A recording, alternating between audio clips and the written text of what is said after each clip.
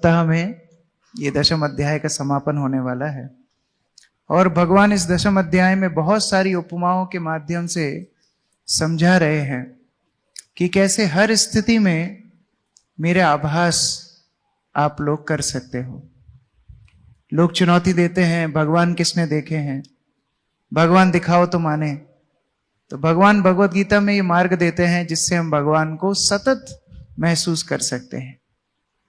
उसी श्रृंखला में दशम अध्याय का 39वां श्लोक आप लोग पीछे पीछे दोहराइए।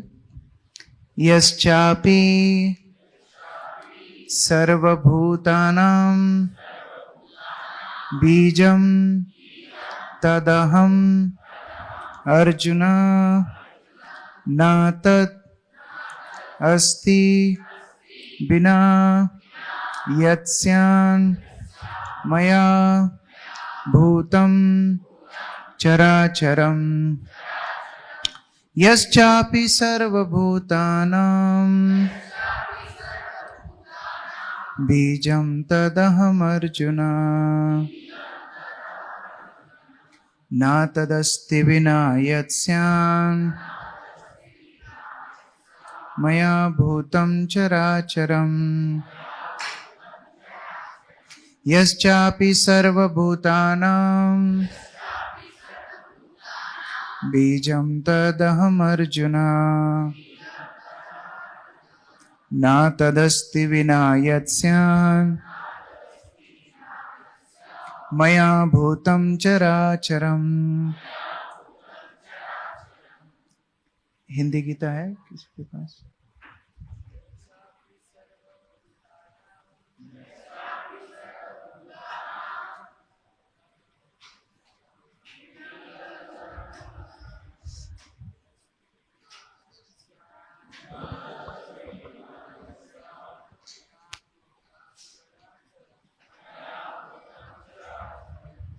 तो यहाँ पर श्रील प्रभुपाद अनुवाद एवं तात्पर्य दे रहे हैं।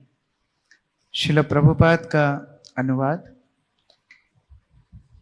यही नहीं, क्या नहीं, पिछले श्लोक में बताया है क्या नहीं। 38, अराजकता को दमन करने वाले समस्त साधनों में मैं दंड हूं और विजय के आकांक्षी उनकी मैं नीति हूं। रहस्यों में मैं मौन हूं और बुद्धिमानों में ज्ञान हूं। तो यहां तक 38वें श्लोक तक भगवान जितने उदाहरण देना चाहते थे वो सारे उदाहरण दे चुके हैं। तो कोई सोच सकता है कि जितनी सूची भगवान ने यहां दी है उन्हीं में भगवान उपस्थित हैं, ऐसा कोई सोच सकता है। तो भगवान बोल रहे यही नहीं, कभी किसी की हम बुराई करते हैं तो बोलते हैं उसने ऐसा किया, ऐसा किया, ऐसा किया, ऐसा किया, और इतना ही नहीं ये भी किया, ऐसा बोलते हैं। तो भगवान बता रहे हैं इतना सब में तो मैं हूं, लेकिन यही नहीं, हे अर्जुन मैं समस्त सृष्टि का जनक बीज हूं। अर्थात जितनी सृष्टि आप सामने देख रहे हो वो कहां से आ रही है? भगवान से ही आ रही है। जब आप किसी बीज को रोपण करते हो और उस बीज से पौधा निकलता है तो उस बीज को ढूंढना मुश्किल है, क्योंकि अब आप पौधे को देख रहे हो, बीज को नहीं देख पा रहे हो। उसी प्रकार सृष्टि, यद्यपि हर वस्तु भगवान से आती है, भगवान को देखना मुश्किल है। भगवान बोल रहे हैं समग्र सृष्टि का जनक बीज मैं हूं। ऐसे चर तथा अचर कोई भी प्राणी नहीं है जो मेरे बिना रह सके। तो चलने वाले या बिना चलने वाले कोई भी प्राणी मुझसे ही उद्भुत होते हैं, मुझसे ही प्रकट होते हैं। तात्पर्य, प्रत्येक वस्तु का कारण होता है और इस सृष्टि का कारण या बीज कृष्ण है। कृष्ण की शक्ति के बिना कुछ भी नहीं रह सकता, अतः उन्हें सर्वशक्तिमान कहा जाता है। उनकी शक्ति के बिना चर तथा अचर किसी भी जीव का अस्तित्व नहीं रह सकता। जो कुछ कृष्ण की शक्ति पर आधारित नहीं है वह माया है, अर्थात वो जो नहीं है। तो कई बार हम लोग चलित भाषा में चर्चाएं करते रहते हैं, मोह माया में मत पड़ो, ऐसी चर्चाएं हम करते हैं। लेकिन मां या शब्द का अर्थ क्या है? मां अर्थात नहीं, या अर्थात जो स्थित है। माया अर्थात जो वास्तव में है ही नहीं, वो माया है। तो जहां भगवान से संबंध हट जाएगा उस स्थान को बोला जाएगा माया। वस्तु माया नहीं है, संबंध भगवान से है कि नहीं वो निर्धारित करेगा कि वो वस्तु माया में है या नहीं है। जीव भी माया में तब होगा जब भगवान से संबंध में नहीं रहेगा। और इसलिए वस्तुतः हर स्थिति में भगवान को देखना, ये हर वस्तु का आध्यात्मिकरण है। जैसे एक ही वस्तु को लोग अलग अलग नजरिए से देखते हैं। अभी 2 कक्षा पहले हिज ग्रेस अभय चरण प्रभु ने कक्षा दी थी, तो उदाहरण दे रहे थे ये करताल का, कि ये करताल को कोई बच्चा देखेगा तो क्या सोचेगा कि ये करताल क्या है, एक खिलौना है। कोई संगीतकार देखेगा तो सोचेगा कि इससे मैं ताल दे सकता हूं। कोई व्यक्ति की लड़ाई हो जाएगी तो इसको फेंक के मारने में भी इस्तेमाल कर सकता है। कोई व्यापारी होगा तो सोचेगा कहां से का है, कितना दाम इसका मिलेगा। कोई शराबी होगा तो सोचेगा इसको बेच के शराब पी लूंगा। तो एक ही वस्तु है लेकिन देखने के कई कई नजरिए हैं। उसी प्रकार वस्तुतः किसी वस्तु को देखना वास्तविक विज्ञान है। वैज्ञानिक अर्थ क्या है? वैज्ञानिक का अर्थ है जो चीजों को यथारूप देख सके, one who can see things as it is. तो अभी भगवान हमें वो दृष्टिकोण देख रहे हैं जिसमें वस्तुतः हम उनकी शक्तियों को हर स्थान में देख पाए। देखिए, लोग नकली चीजों को देखने के लिए टिकट खरीदते हैं। एक बार अमेरिका में चार्ली चैपलिन के ऊपर कंपटीशन हुआ। चार्ली चैपलिन किस किसने देखा है? हाथ खड़ा करो। चार्ली चैपलिन, कुछ लोग अछूते रह गए उससे, धन्यवाद। तो कुछ लोगों ने देखा नहीं है, अधिकांश लोगों ने देखा है। तो चार्ली चैपलिन के ऊपर एक कंपटीशन हुआ फैंसी ड्रेस का। थीम थी चार्ली चैपलिन की। दिखा रहे हो क्या चार्ली चैपलिन? दिखाओ थोड़ा, चार्ली चैपलिन दिखाओ। तो चार्ली चैपलिन बन के आना था, और जो सबसे हूबहू चार्ली चैपलिन देखेगा, जो उसके जैसे ही अभिनय करेगा, उसको फर्स्ट पुरस्कार मिलने वाला था। तो जो ओरिजिनल चार्ली चैपलिन था उसने सोचा कि मैं भी कंपटीशन में भाग लेता हूं। सोचा मेरे ऊपर कंपटीशन हो रहा है तो मैं भी भाग लेता हूं। तो वो भी अपने यथारूप में गया। तो फर्स्ट प्राइज किसको मिला? किसको मिला? हाँ, उसको नहीं मिला। फर्स्ट प्राइज असली चार्ली चैपलिन को नहीं मिला। सेकंड प्राइज भी चार्ली चैपलिन को नहीं मिला। थर्ड प्राइज भी चार्ली चैपलिन को नहीं मिला। कंसोलेशन प्राइज भी चार्ली चैपलिन को नहीं मिला। इससे चार्ली चैपलिन को एक बात समझ में आई, लोगों को नकली चीजों में ज्यादा मजा आता है, असली में मजा नहीं आता है।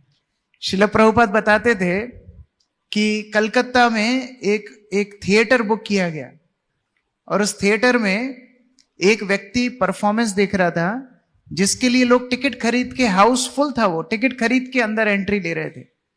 और उस थिएटर में वो व्यक्ति क्या प्रेजेंटेशन दे रहा था? वो कुत्ते की भौंकने की आवाज निकाल रहा था, और अलग अलग कुत्तों की वो आवाज निकालने का अभ्यास रखता था। वो देखने के लिए लोग टिकट खरीद के जा रहे थे। तो प्रभुपाद बोल रहे थे, सड़क पे इतने कुत्ते भौंक रहे हैं, उनको देखने की बजाय किसको देख रहे हैं? एक आदमी जो कुत्ता बन गया है उसको देखने के लिए जा रहे हैं। तो नकली चीज के ऊपर लोग बहुत विश्वास रखते हैं, लेकिन यहां भगवान बोल रहे हैं वास्तविक वस्तु क्या है? वेद्यम वास्तवम अत्र वस्तुम, वो क्या है? मैं हूं। और मुझे नहीं देख करके जनता इधर उधर देख रही है। ये जितनी सृष्टि हम देख रहे हैं सब कुछ भगवान का प्रेम है। यद्यपि कई बार ऐसा संशय हमारे मन में आता है कि संसार अगर जेल है, ये अगर ऐसे जीवात्माओं के लिए है जो भगवान से द्वेष करते हैं, तो फिर भगवान इतनी सुविधाएं संसार में देते क्यों हैं? हमने 2 कक्षा पहले चर्चा भी की थी, जहां हमारा विषय था अच्छे लोगों के साथ बुरा क्यों होता है। कौन कौन थे उस कक्षा में? ओके। तो उस कक्षा में हमने चर्चा की थी कि किस तरह ये जो संसार है वो जेल के समान है, लेकिन फिर भी उस जेल में इतनी सुविधाएं भगवान क्यों देते हैं? जल है, भोजन है, प्रकाश है, जीवन है, थोड़ा बहुत सुख भी है। ये सारी व्यवस्थाएं भगवान क्यों करते हैं? क्योंकि भगवान हमसे असीम प्रेम करते हैं। यद्यपि हम भगवान की उपेक्षा कर देते हैं, लेकिन भगवान हमारी उपेक्षा नहीं करते। इस श्लोक में भगवान बता रहे हैं कि चर अचर सारे जीवों की शक्ति मैं हूं। ऐसा कोई हो ही नहीं सकता जो मेरे बिना इस स्थिति में स्थित हो। अपने जीवन को जीने के लिए भी हमें भगवान की मदद की आवश्यकता है। तो ये संकल्प भगवान करते हैं, अगर जीव मुझसे विमुख भी हो जाए तो भी मैं उसकी मदद करूंगा। कोई बच्चे माँ बाप को छोड़ देते हैं तो कई बार माँ बाप को बड़ा गुस्सा आता है। एक बहुत पुरानी मूवी थी अवतार, किस किसने देखी है? पुराने लोगों ने देखी होगी। उसमें बाद में वो पिता बहुत रईस बन जाता है, उसके बच्चे उसको छोड़ देते हैं, तो बाद में वो उनको पत्ता नहीं देता है, उनको वो दूर भगा देता है। तो माता पिता कई बार बच्चों का त्याग कर देते हैं अगर बच्चे सही से माता पिता का सम्मान ना करें। लेकिन भगवान अनंत अनंत काल से जीव विमुख हो जाता है, फिर भी उस जीव से प्रेम करते हैं। अगर कल्पना कीजिए जितनी सुविधाएं भगवान दे रहे हैं उसके लिए भगवान कर लगा दें, अगर उसके लिए टैक्स लगा दें तो कितनी मुश्किल हो जाएगी। सरकार एक रोड बनाती है, उसके ऊपर कितने टैक्स लगते हैं। यहां से इंदौर जाने में 2 बार टैक्स देना पड़ता है। लेकिन अगर भगवान सारे मार्गों पे टैक्स लगा दें तो हमारा चलना मुश्किल हो जाएगा। एक बार इटली में एक महिला थी और इटली का कानून बोलता था कि कोई भी जो ग्रह है उस ग्रह के ऊपर कोई सरकार अपना आधिपत्य नहीं जमा सकती। जैसे सूर्य है, चंद्र है, मंगल ग्रह है, तो कोई भी सरकार ये नहीं बोल सकती कि वो ग्रह हमारा है। लेकिन उनके कॉन्स्टिट्यूशन में एक बात छूट गई, क्या? कि कोई सरकार तो क्लेम नहीं कर सकती लेकिन व्यक्ति कर सकता है। व्यक्ति का नहीं लिखा था उसमें। वकील हैं यहां पर? कोई वकील लोग हैं? कोई वकालत? हाँ, तो वकील लोग ऐसे ही कुछ ढूंढते हैं ना, कहां नियम में छूट गया कुछ, वहां से क्रिमिनल को बाहर निकाल लेते हैं। तो ये जो लेडी थी इसका नाम था एंजेलिस ड्यूरन। 2010 की मैं आपको बात बता रहा हूं। तो इस महिला ने क्या किया, इसने पूरा कॉन्स्टिट्यूशन पढ़ा और उसमें इसने देखा कि सूर्य चंद्र जितने ग्रह हैं उस पर कोई सरकार अपना आधिपत्य नहीं जमा सकती है, लेकिन ये कॉन्स्टिट्यूशन में ये नहीं लिखा है कि कोई इंडिविजुअल भी नहीं जमा सकता है। तो उसने अखबार में इश्तिहार दिया कि सूर्य मेरी संपत्ति है, सबसे पहली मैं हूं क्लेम करने के लिए। अब कोई ऑब्जेक्ट भी नहीं कर सकता और अब जितने लोग सूर्य का प्रकाश ले रहे हैं उन सबको मुझे टैक्स देना पड़ेगा। ये असली बात बता रहा हूं मैं। तो इस कारण से इटली की सरकार फंस गई। अब क्या करें, हमारे नियम में तो यह है नहीं, बाकी देशों का छोड़ दो, इटली के सारे लोगों को इसको टैक्स देना पड़ेगा। तो कोर्ट में ये मुकदमा गया। तो सरकारी वकील भी होशियार था, वो बोलता है हाँ सूर्य आपकी संपत्ति है, हम सब आपको टैक्स देंगे, लेकिन सूर्य से होने वाले जितने नुकसान हैं, जितने लोगों को चर्म रोग हो रहे हैं, जितने लोगों को हीट स्ट्रोक हो रहा है, जितने लोगों के सामान खराब हो रहे हैं, सड़ रहे हैं, गाड़ियां गल रही हैं, उस सब का बिल भी हम आपको भेजेंगे। तो फिर बोलती नहीं नहीं नहीं, सूर्य मेरा नहीं है, क्योंकि वास्तव में ये सारी संपत्ति भगवान की है। ये उनकी करुणा है जो ये सारी वस्तुएं हमको दे रहे हैं। और अगर हम थोड़ा आंख घुमा करके अपने आसपास देखें तो हम भगवान के प्रति कृतज्ञ होने के लिए हजारों हजारों पॉइंट्स इकट्ठे कर सकते हैं। हजारों हजारों। प्रतिदिन अगर आप डायरी मेंटेन करें और लिखना शुरू करें कि भगवान ने आपको क्या क्या दिया है, तो आप विस्मित रह जाएंगे। अभी आप लोग बैठे हो, अभी जिनके पास नोटबुक है, आप लोग लिख सकते हो कि आप भगवान को क्यों कृतज्ञ हो। भगवान ने आपको अच्छा शरीर दिया, माता पिता दिए, मित्र दिए, अच्छी वाणी दी, अच्छी बुद्धि दी, हर स्थिति के लिए हम भगवान को कृतज्ञ हैं। तो भगवान हमको इतना प्रेम करते हैं, लेकिन फिर भी जीवात्मा का ध्यान भगवान के पास क्यों नहीं जाता? क्योंकि हमारा ध्यान अन्यत्र वस्तुओं में भटका हुआ है। कोई ऐसी वस्तु जो इतने निकट है फिर भी उसके ऊपर ध्यान क्यों नहीं जाता? क्योंकि हमारा ध्यान 14 दिशाओं में भटक रहा है। एक बार 2 मित्र एक सड़क पर चल रहे थे और बहुत कोलाहल उस सड़क पर हो रहा था। तो एक मित्र ने दूसरे मित्र से बोला कि क्या तुम्हें क्रिकेट की आवाज आ रही है? कुछ लोग क्रिकेट खेल रहे हैं। तो पहला मित्र बोलता है, अरे तुझे कहां से सुनाई दिया क्रिकेट की आवाज? मुझे तो सुनाई दे ही नहीं रही है, तुझे कहां से क्रिकेट की आवाज सुनाई दे रही है? बोले नहीं, जरूर कहीं ना कहीं क्रिकेट खेल रहे हैं। और थोड़ा आगे चले, पास ही के एक पार्क में कुछ बच्चे क्रिकेट खेल रहे थे। तो ये दोस्त ने बोला, अरे तेरे कान बड़े शार्प हैं, तूने इतने दूर से सुन लिया क्रिकेट की आवाज? बोले मेरे कान शार्प नहीं है, मेरी आसक्ति क्रिकेट में है, इसलिए मुझे क्रिकेट की आवाज सुनाई दी। जिसकी आसक्ति जहां होती है उसको वही ध्वनि सुनाई देती है। जैसे उस व्यक्ति ने एक सिक्का निकाला और एक सिक्का सड़क पे फेंका, टन करके आवाज जब आई तो 50-60 लोग रुक करके देखने लगे कहीं मेरा सिक्का तो नहीं गिरा। उसने बोला देखो अभी इतने कोलाहल में इतने लोगों को कैसे टन की आवाज आई, क्योंकि आसक्ति कहां है, सिक्के में है। तो जहां जिसकी आसक्ति होती है वहीं पर उसको उसके दर्शन होते हैं। इसी तरह से भगवान के जो भक्त हैं, क्योंकि भगवान से आसक्त हैं, हर स्थिति में भगवान का दर्शन कर सकते हैं। और ये स्थिति वैष्णव की कृपा से ही हमको प्राप्त होती है। अभी कुंभ मेला लगा था, कौन कौन गए थे प्रयाग कुंभ मेला में? बहुत कम लोग गए थे। उज्जैन वाले सोचते हैं यही तो कुंभ मेला होता है, काहे को जाना, यही नहा लेंगे शिप्रा में। तो कुंभ मेला जब होता है तो एक बूथ होता है लॉस्ट एंड फाउंड, खोया पाया, और उसमें घोषणा होती है पप्पू नाम का बच्चा खो गया है, पप्पू की मम्मी कहीं भी हो तो यहां आ जाओ, पप्पू को लेकर के जाओ, ऐसी घोषणाएं होती है ना। तो खोया पाया जो बूथ होता है उसका काम एक ही होता है, छोटे बच्चों को उनके माता पिता से मिलाना। वैष्णव भी कुछ ऐसा ही करते हैं। वैष्णव भी जो जीवात्माएं भगवान को भूल गई हैं, संबंध तो सबका है भगवान के साथ, लेकिन बच्चों को याद दिलाते, जीवात्माओं को भक्त याद दिलाते हैं कि वास्तव में कृष्ण आपसे कितना प्रेम करते हैं। वास्तविक माता पिता भगवान है। और जैसे वो लाउड स्पीकर पे चिल्लाता है पप्पू की मम्मी कहीं भी हो, ऐसे ही वैष्णव लोग भी सभी को स्मरण दिलाते हैं कि आप कृष्ण की भक्ति करो। इसको बोलते हैं प्रचार। तो श्रीमद् भागवतम में एक बहुत सुंदर श्लोक आता है, 3 स्कंद के 5 अध्याय में। आप लोग उस श्लोक को पीछे पीछे दोहराइए।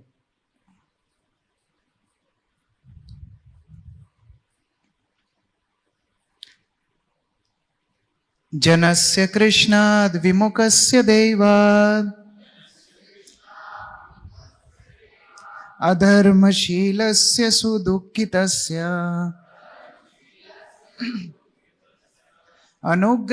अनुग्रहाय चरन्ति नूनम् भूतानि भव्यानि जनार्दनस्य सुदुःखितस्य। इस भौतिक संसार में सब दुख में नहीं है, सुदुख में है। सुदुख मतलब बहुत भयंकर दुख में है।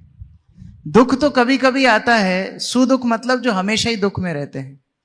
और वास्तविकता यही है, कितना कठिन परिश्रम करके व्यक्ति अपने परिवार को मनाता है, लेकिन जब बूढ़ा हो जाता है लोग उसका फोन उठाना भी बंद कर देते हैं। जिसको लाखों लाखों फोन आते थे अभी उसका फोन कोई नहीं उठाता है। माँ बाप को बच्चे अनाथालय में भेज देते हैं। आजकल तो अनाथालय भी नहीं भेजते हैं, कहीं पर छोड़ करके आ जाते हैं। अभी आपके हिसाब से आप देख लो। मैं अभी एक प्रवचन सुन रहा था मोहन रूप प्रभु का दिल्ली से, तो बता रहे थे कि एक लड़का था, उसने अपनी माँ को अनाथालय में छोड़ दिया और वो माता बार बार फोन लगाती थी, ये कभी नहीं उठाता था। उठाता भी था तो हमेशा ये बोलता था कि अभी मैं बिजी हूं, अभी मैं सो रहा हूं, अभी मैं इधर बैठा हूं, उधर बैठा हूं, बाद में आपको फोन करूंगा। ऐसा बच्चे माता पिता के साथ प्राय करते हैं। कई साल निकल गए, अब वो माता एकदम अंतिम पड़ाव पर आ गई, तो उसने जो वृद्धाश्रम के जो मैनेजर थे उनसे फोन लगवाया कि एक बार बुला दो, बस उसको एक बार मैं देखना चाहती हूं।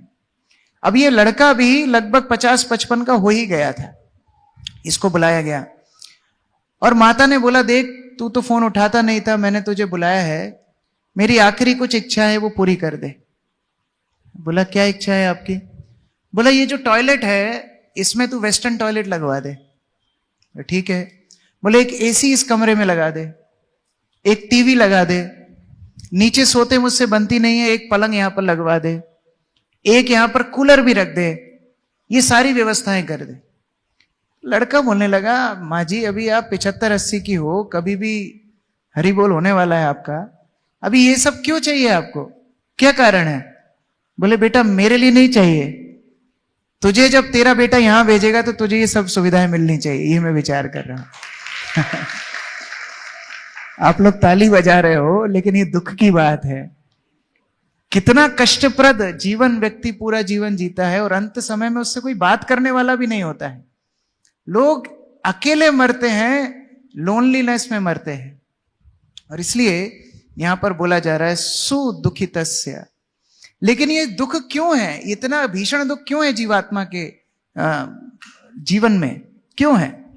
क्योंकि अधर्मशीलस्य, वो भी दूध का धुला नहीं है, अधर्मशीलस्य, उसने अपने जीवन में केवल अधर्म ही अधर्म किया है। जैसे उसने अपने बेटे, अपनी मां को भेजा, उसका बेटा भी उसको भेजेगा। अधर्मशीलस्य, इतने पाप कृत्य पूरे जीवन में हम करते हैं, फिर हम पूछते हैं कि हमारे जीवन में दुख क्यों आ रहे हैं। अभी 2 घंटे पहले मुझे कोई वीडियो दिखा रहा था, उसमें बता रहे थे कि भारत में अभी शाकाहारी लोग कितने रह गए हैं। स्टेट बाय स्टेट बताया जा रहा था, और मुख्यतः जो दक्षिण भारत और पूर्वी राज्य हैं, इनके अंदर कहीं 1%, कहीं 1.5%, कहीं 2.5% शाकाहारी बचे हैं, बाकी सब मांसाहारी हैं। लक्षद्वीप प्रांत में 100% लोग मांसाहारी हैं, एक भी शाकाहारी नहीं है। तो इस तरह स्थिति में जब हम हैं, क्या अपेक्षा हमारे जीवन से हम करेंगे? तो क्योंकि हम अधर्मशील से हैं, इसलिए हमारे जीवन में सुदुख, बार बार दुख आते रहेंगे। लेकिन हम अधर्मशील से बने कैसे? दैवात, दैवात अर्थात माया शक्ति के बल से। माया ने हमारी चेतना को ढक लिया है, और उस कारण से हम भगवान की भक्ति नहीं कर रहे हैं, हम अधर्म के पथ पर चल रहे हैं। और माया ने हमको ढका क्यों है? जनस्य कृष्णात विमुखस्य, क्योंकि कृष्ण से हम विमुख हो गए। तो आपको क्रम समझ में आया? कृष्ण से हम विमुख हुए, श्लोक दिखा रहे ना, जनस्य कृष्ण विमुखात, जन, सामान्य जन कृष्ण से विमुख हुए, इस कारण से माया ने उनको ढक लिया, उस कारण से वो अधर्म के पथ पर चलने लगे, और उसी कारण से उनके जीवन में इतना दुख है। लेकिन जो भगवान के वैष्णव हैं, वो ऐसे जीवों के ऊपर अनुकंपा करते हैं, अनुग्रहायेह, उनके ऊपर अनुग्रह करते हैं, उनको फिर भी मदद करने के लिए चरंति नूनम, इहा चरंति नूनम, ये पृथ्वी पर वो हमेशा भ्रमण करते रहते हैं। किसको अपना घर अच्छा नहीं लगता? किसको एक स्थान पे अच्छा नहीं लगता? किसको अभी गर्मी के मौसम में बाहर जाने की इच्छा है? लेकिन फिर भी भक्त लोग प्रचार करने के लिए जाते हैं। किस कारण से? अनुग्रहाय। जो व्यक्ति संसार में कष्ट भोग रहे हैं, उनको बचाने के लिए भक्त लोग प्रचार करते हैं, और ऐसे भक्त लोग जीवात्मा के लिए सबसे बड़े हितैषी हैं। ऐसे जीव जब भक्तों के संपर्क में आते हैं, तब उनकी कृष्ण भक्ति की चेतना होती है। भगवान तो सब जगह पर हैं, भगवत गीता में भगवान इतने उदाहरण दिए हैं, कितना प्रेम भगवान हमसे करते हैं। लेकिन ये साक्षात्कार हमको कब होता है? जब हम भगवान के भक्तों से मिलते हैं। इसलिए श्री भक्ति विनोद ठाकुर गाते हैं, जीव जागो जीव जागो, गोरा चंद बोले जीव जागो।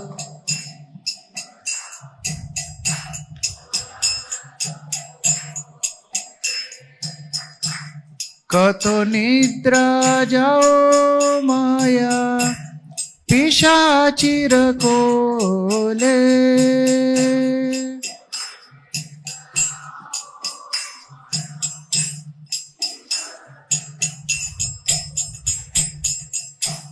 भजिबो बोलिया ऐसे संसार भीतरे,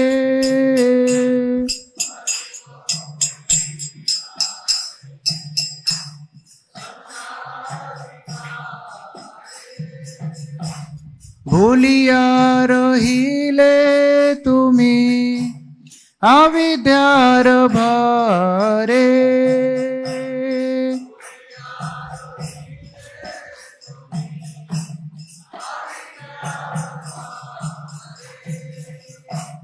তোমার লইতে আমি হইনু অবতারা,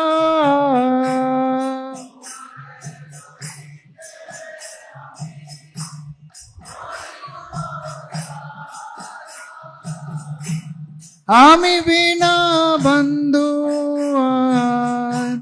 কে আছে তোমারা,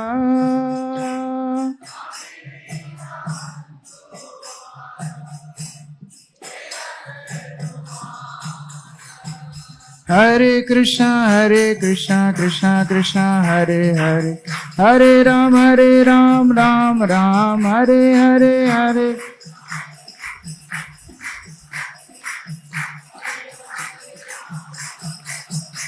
हरे कृष्णा कृष्णा कृष्णा हरे हरे, हरे राम राम राम हरे हरे।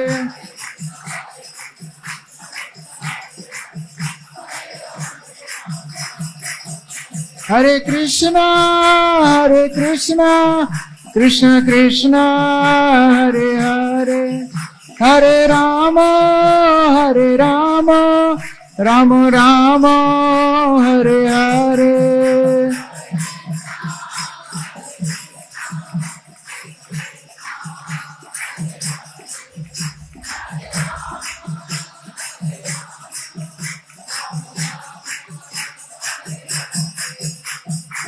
तो यहाँ भक्ति विनोद ठाकुर बोल रहे हैं कि जब आप माता के गर्भ में थे, आपने भगवान को वचन दिया था कि भगवान मैं बाहर निकल के आपका भजन करूंगा, मैं आपकी भक्ति ही करूंगा। ये मनुष्य जीवन आप मुझे दे रहे हो, मैं उसका सदुपयोग करूंगा आपकी भक्ति करके।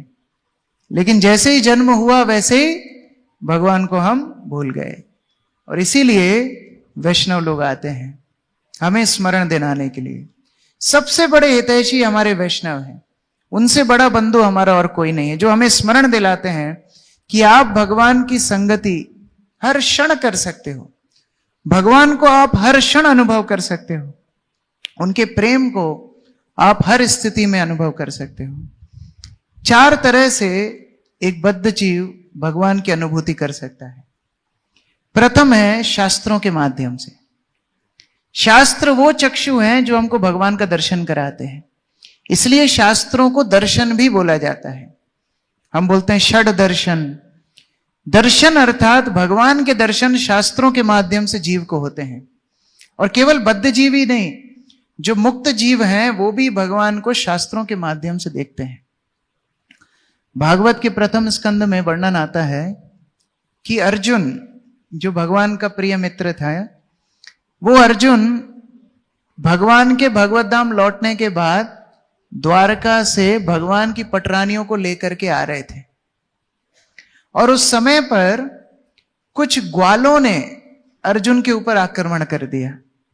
अब आप कल्पना कीजिए, जो अर्जुन महाभारत का मुख्य हीरो है, जिस अर्जुन ने भीष्म पितामह जैसे महारथी को धराशायी कर दिया, ऐसे अर्जुन को कुछ ग्वाले आक्रमण करते हैं और अर्जुन उन ग्वालों से हार जाता है, और वो ग्वाले भगवान की सारी रानियों को लेकर के चले जाते हैं। उस समय पर अर्जुन हताश निराश हो जाता है। एक तो भगवान अपने धाम को लौट गए, अर्जुन वैसे ही भगवान से विरह महसूस कर रहा था, और दूसरा ऐसा योद्धा जिसने कोई भी रण में पराजय प्राप्त नहीं की, ऐसा अर्जुन अभी हार गया। किससे हार गया? बिना अस्त्र शस्त्र वाले ग्वालों से हार गया। तब अर्जुन भगवान को स्मरण करता है दूसरी रणभूमि पे। एक रणभूमि पे तो हारा है, दूसरी रणभूमि कुरुक्षेत्र में, जब भगवान श्री कृष्ण ने गीता का उपदेश अर्जुन को दिया था। अर्जुन भागवत में बोलता है प्रथम स्कंद में कि मैं अब अपनी बुद्धि को श्री कृष्ण के उन उपदेशों पर चिंतित कर रहा हूं, एकाग्र कर रहा हूं, जो निर्देश भगवान ने मुझे कुरुक्षेत्र के रणभूमि पर दिए थे। वो उपदेश कौन से हैं? श्रीमद् भगवद गीता। श्रीमद् भगवद गीता के ऊपर मैं अपना ध्यान केंद्रित कर रहा हूं, और इस गीता के ऊपर मेरा ध्यान केंद्रित होने से मैं उतना ही आनंद अनुभव कर रहा हूं जितना आनंद मुझे कृष्ण के साथ बातचीत करने में मिलता था। ये अर्जुन बोलते हैं।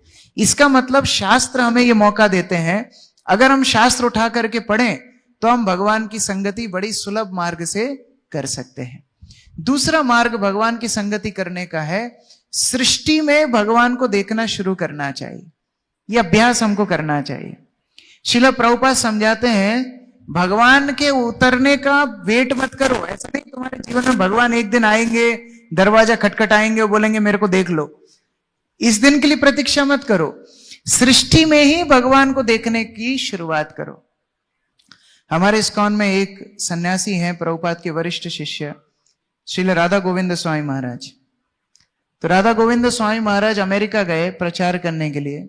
आज से लगभग 30 साल पहले। और जब प्रचार करने के लिए गए तो जिस घर में वो रुकने वाले थे, वहां भक्त ने बहुत अच्छा अरेंजमेंट महाराज के रहने के लिए किया। तो जो टॉयलेट थी, उस टॉयलेट में उसने माउथ वॉश रखा। माउथ वॉश लिस्टरीन का अमेरिका में बहुत फेमस है।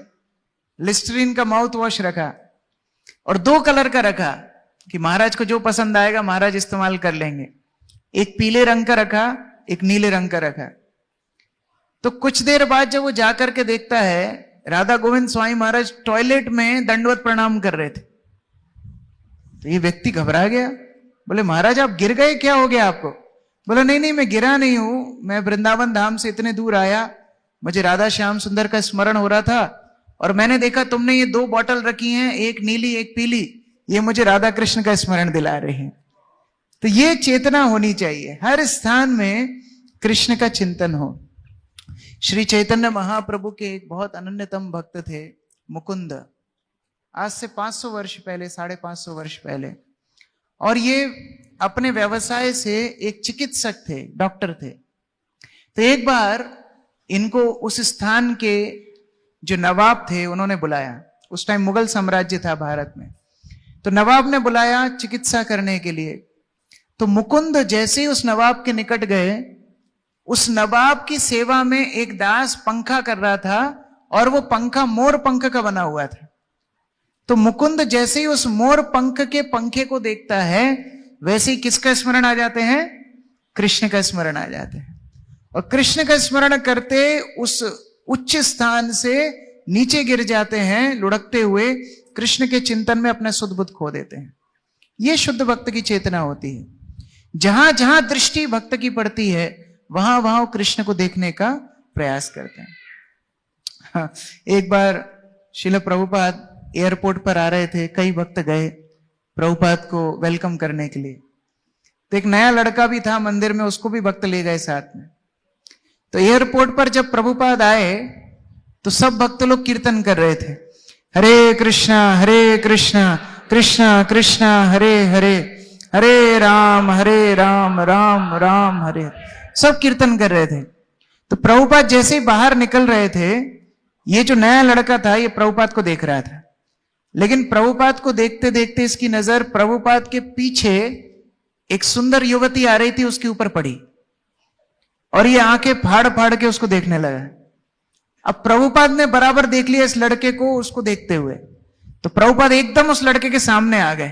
तो वो डर गया एकदम कि प्रभुपाद ने पकड़ लिया मुझे। प्रभुपाद बोलते सुंदर है ना, वो सुंदर है ना? तो शर्मा गया, हाँ हाँ प्रभुपाद सुंदर। प्रभुपाद बोले सोचो, अगर प्रकृति इतनी सुंदर है तो इसको बनाने वाला कितना सुंदर होगा, उसका चिंतन करो, इधर अटक के मत रहो, कृष्ण का चिंतन करो। हर स्थिति में कृष्ण आपके साथ आदान प्रदान करेंगे। भागवत के 11 स्कंद में अवधूत ब्राह्मण की कथा आती है। वो भगवान को हर स्थिति में देखना चाहता है, तो भगवान हर स्थिति में उसको शिक्षा देते हैं। पंच महाभूतों से शिक्षा देते हैं, हर जन जन से शिक्षा देते हैं। तो इसलिए हमें केवल प्रयास करना है भगवान को देखने का, और भगवान हमें हर सृष्टि में देखेंगे। तो पहला तरीका क्या है भगवान को देखने का? शास्त्रों से। दूसरा, हमारे आसपास की प्रकृति से। तीसरा, समस्याओं में भगवान को देखने का प्रयास करना चाहिए। जब समस्याएं आए तो यह सोचना चाहिए भगवान हमको इस समस्या में क्या सिखाना चाह रहे हैं। इसीलिए कभी कभी जब दुख आता है तो भगवान का चिंतन करना और सहज हो जाता है। देखो, कई बार हम लोग पुस्तक वितरण करते हैं, तो पुस्तक वितरण करने हम लोग जाते हैं, हमारा अनुभव ऐसा है कि मॉल में जाओ, सिनेमा घर में जाओ, पुस्तक नहीं बटेंगी। अस्पताल में पुस्तक बहुत बटती है। क्यों? अस्पताल में किसी की टांग टूटी हुई है, किसी का हाथ लटका हुआ है, किसी को फ्रैक्चर हो रहा है, किसी को डॉक्टर ने बोल दिया 1 महीना बचा है, तो उसको लगता है चलो अब मैं भक्ति कर लेता हूं। और अच्छा मौका जो पुस्तक वितरण करने वाले उनको बताता हूं, शमशान में जाओ। जब किसी को आग लगाई जाती है ना, लोगों को बड़ा वैराग्य आता है। उधर बताओ गीता लोगे क्या? सब ले लेंगे, क्योंकि ये समस्याओं में भगवान का चिंतन करना बड़ा आसान हो जाता है। लेकिन अगर व्यक्ति उन समस्याओं में भगवान की कृपा ढूंढने का कोशिश करेगा, भगवान का चिंतन बड़ा प्रगाढ़ हो जाएगा। श्रील भक्ति सिद्धांत सरस्वती ठाकुर बताया करते थे, आप यदि भगवान को सर्वत्र देखना चाहते हो, सबसे पहले अपनी समस्याओं में देखो। आपकी समस्याओं में कैसे भगवान आपको मदद कर रहे हैं, आप ढूंढ सकते हो। और ऐसे भक्त भगवान को प्राप्त करते हैं। ब्रह्मा जी दशम स्कंद में भगवान को प्रार्थना करते हुए बोलते हैं, हे भगवान, हमारे जीवन में जो कुछ कष्ट आ रहे हैं वो भी आपकी कृपा है, हम उसके लिए भी आपको कृतज्ञ हैं। और ऐसी चेतना जो भक्त रखता है वही भगवान के धाम में प्रवेश करता है। परीक्षित महाराज, जिनके लिए भागवत बोली गई, परीक्षित महाराज को जब श्राप मिला कि 7 दिन में उनकी मृत्यु हो जाएगी, तो परीक्षित महाराज भगवान को धन्यवाद करते हैं कि भगवान, मैं जानता हूं ये श्राप आपकी कृपा है। कृपा है? हाँ, आपकी कृपा है। कैसे? क्योंकि ये श्राप के माध्यम से आप मुझे पारिवारिक जिम्मेदारियों से मुक्त कर रहे हो। आप ये श्राप के माध्यम से, ये राजसी ठाट बाट से मुझे मुक्त कर रहे हो, अपने चरणों की तरफ मुझे आकर्षित कर रहे हो।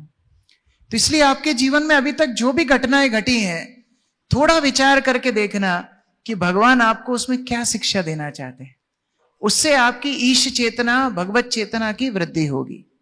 और अंतिम भगवान को स्मरण करने का तरीका है गुरु और वैष्णवों की संगति।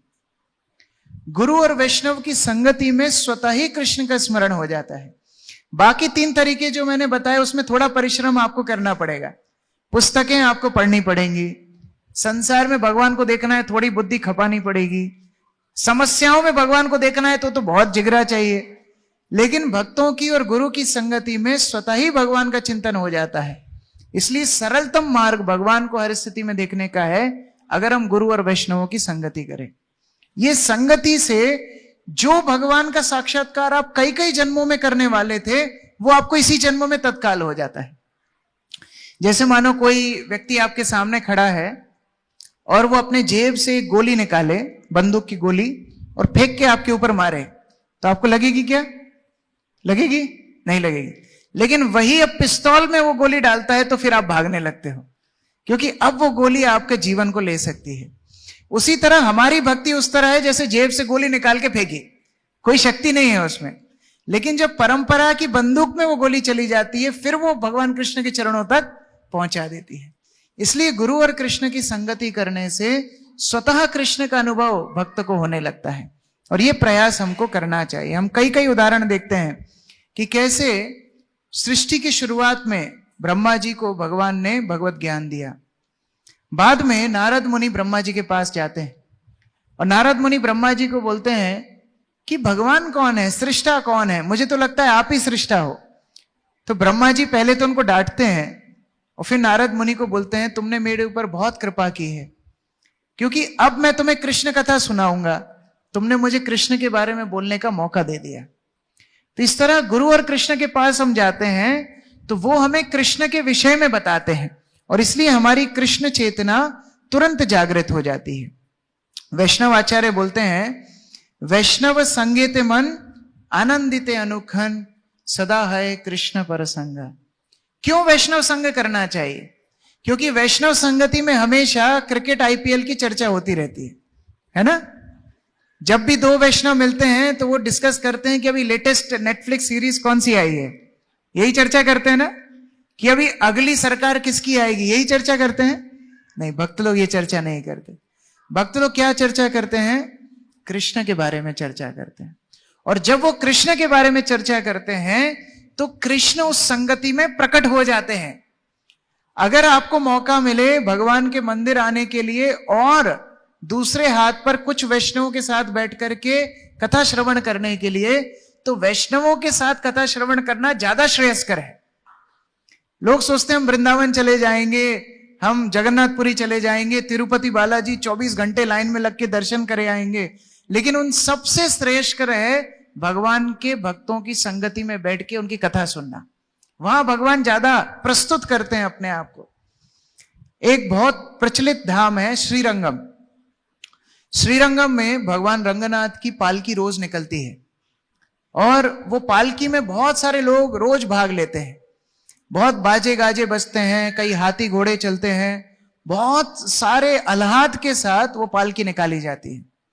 तो एक दिन वहां पर एक चंद पुकुर है, उस चंद सरोवर चंद पुकुर के पास में कुछ भक्त लोग भगवान की कथा का श्रवण कर रहे थे। एक भक्त भगवान की कथा बोल रहे थे, बाकी लोग सुन रहे थे। उसी के बीच में ये पालकी निकली। तो जब ये पालकी की दुंदुबी, शहनाई इत्यादि ये वाद्य यंत्र बज रहे थे, तो उस समय पर इनकी कथा रुक गई। तो ये भक्त खड़े होकर के बोलते हैं, अरे कौन निकल रहा है जिसकी वजह से हमारी कथा रुक गई?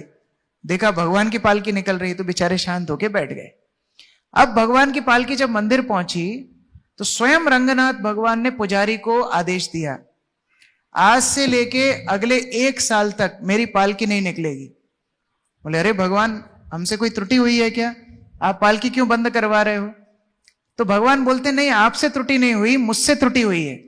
क्योंकि मेरे निकलने की वजह से मेरे भक्त मेरी कथा की चर्चा नहीं कर पा रहे हैं, तो 1 साल के लिए मेरी पालकी मत निकालो, उन भक्तों को मंदिर में बुलाओ, उनको प्रवचन देने के लिए बोलो, सब भक्त श्रवण करेंगे।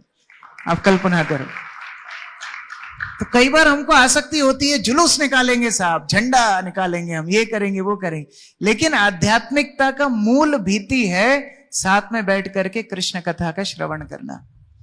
अब देखिए, ब्रह्मा जी की चर्चा चल रही थी। ब्रह्मा जी इस सृष्टि के सर्वप्रथम जीव हैं, आत्मयोनि बोले जाते हैं, भगवान के प्रथम शिष्य हैं। वही ब्रह्मा जी जगन्नाथपुरी में श्री जगन्नाथ बलदेव सुभद्रा की स्थापना करते हैं। जगन्नाथ मंदिर की प्राण प्रतिष्ठा स्थापना स्वयं ब्रह्मा जी ने की है।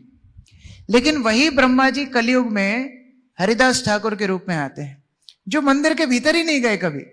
आप सोचो, आपने कोई मंदिर बनवाया हो गांव में कहीं पर, और उस मंदिर में आपका ही प्रवेश निषेध कर दिया जाए, आपको अच्छा लगेगा? नहीं लगेगा। लेकिन हरिदास ठाकुर उस मंदिर में प्रवेश ही नहीं किए। उस मंदिर की स्थापना उन्होंने ही की, लेकिन हरिदास ठाकुर के रूप में उस मंदिर में उन्होंने प्रवेश नहीं किया। क्या करते थे वो? भक्तों के साथ बैठ करके भगवान के नाम का कीर्तन करते थे। हरे कृष्णा कृष्णा कृष्णा हरे हरे, हरे राम राम राम हरे हरे।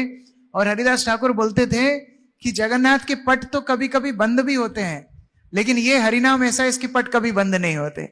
कभी भी आप भक्तों के साथ बैठ करके भगवान का चिंतन कर सकते हो। इसीलिए हर भक्त को प्रयास करना चाहिए कि धीरे धीरे वो अपना संबंध भगवान के साथ जागृत करे। इन सारे मार्गों से आप भगवान के प्रति सचेत हो सकते हो। क्या 4 मार्ग बताए? सबसे पहला शास्त्र, दूसरा प्रकृति में भगवान को देखने का प्रयास, तीसरा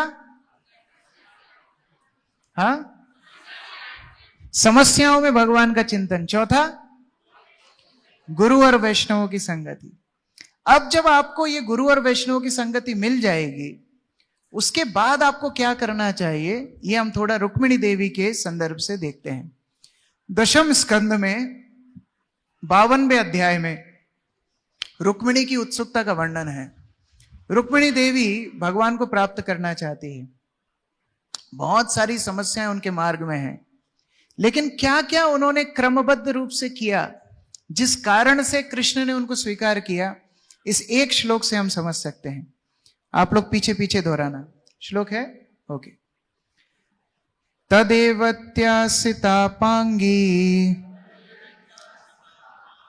वैदर्भी दुर्मना भृशम विचिन्त्याप्तं द्विजं कंचित कृष्णाय प्राहिनोद्धृतम्। तो रुक्मिणी देवी ने क्या क्या किया? वो रुक्मिणी देवी जो हर तरह से सुंदर हैं, वो जानती थी कि उनके भाई रुक्मी क्या आयोजन कर रहे हैं। वो क्या आयोजन कर रहे थे? उन्होंने जरासंध को बुला चुका था, शिशुपाल को बुला चुका था, और उनका विवाह उनसे कराने के लिए पूरी प्लानिंग कर चुके थे और पूरी सिक्योरिटी टाइट कर चुके थे कि कृष्ण वहां पर ना आ पाए। तो रुक्मिणी जानती थी कि रुक्मी ने क्या क्या आयोजन किए हैं, इसलिए वो बहुत दुखी हो गई। और उसी के साथ उन्होंने देखा कि इस स्थिति में क्या किया जा सकता है।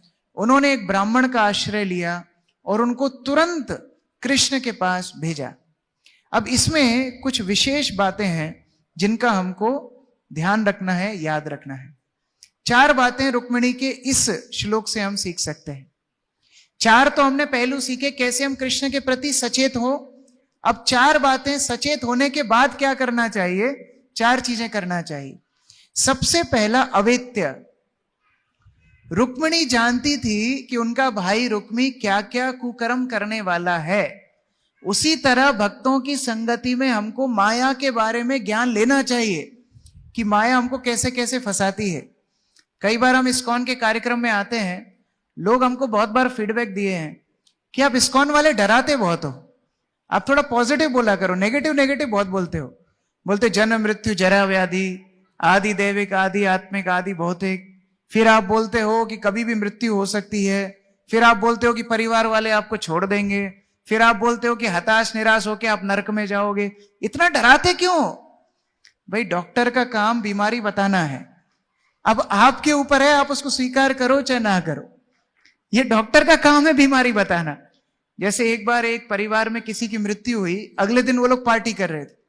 किसी ने पूछा आप पार्टी क्यों कर रहे हो? बोले हम अपने दुख को बुलाना चाहते हैं। अरे वो व्यक्ति तो चला ही गया, आपके पार्टी करने से वो व्यक्ति वापस आने वाला नहीं है। तो केवल शुतुरमुर्ग होकर के अपने मुख को भूमि में गाड़ने से सत्यता बदलने वाली नहीं है।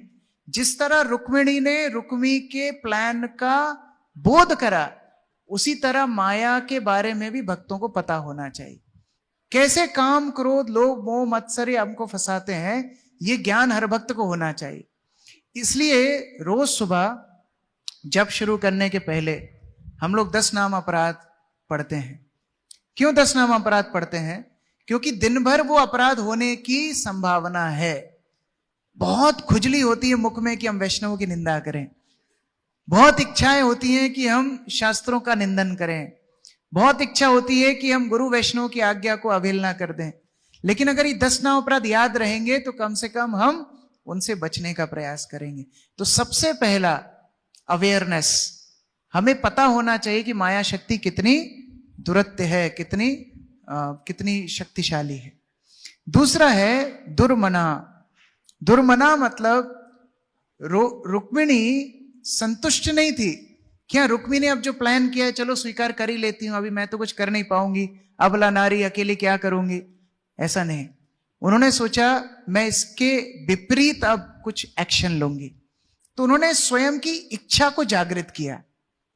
आपके सामने अगर भगवान भी प्रकट हो जाएं और भगवान भी आपको बोले कि जब कर जब कर जब कर, तो आप बोलोगे मत कर मत कर मत कर। आपकी इच्छा शक्ति जब तक नहीं होगी तब तक आप भक्ति नहीं कर सकते हो। तो साधुओं की संगति मिली, गुरु की संगति मिली, सब कुछ मिला, यह भी पता पड़ गया माया शक्ति कितनी भयंकर है।